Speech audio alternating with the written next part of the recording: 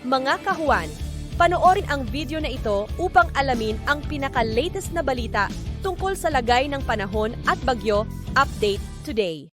Sa kasalukuyan po ay wala tayong binabantayan na LPA o bagyo sa loob at labas ng ating Philippine Area of Responsibility, samantalang yung easterlies po o yung mainit na hangin na nanggagaling sa karagatang Pasipiko ang umiiral at nakakaapekto sa buong bansa.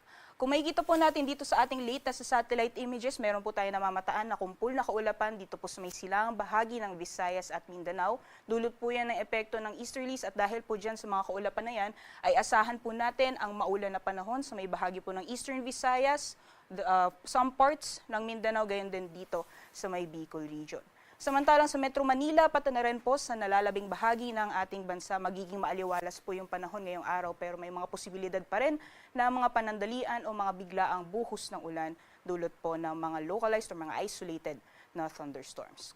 Sa mga susunod na araw, inaasahan po natin na mas magiging madalas yung mga afternoon rain showers or thunderstorms, especially po dito sa may Mindanao area, at magpapatuloy pa rin yung mainit na panahon sa nalalabing bahagi ng ating bansa. Mas madalas lamang po yung mga isolated na thunderstorms, especially sa may eastern sections ng Bicol region, or dyan po sa may Bicol region, pati na rin po dyan sa may Eastern Visayas. For now po, for the next 2 to 3 days, wala naman po tayo namamataan na LPA o bagyo na posible pong makaapekto sa anumang bahagi ng ating bansa.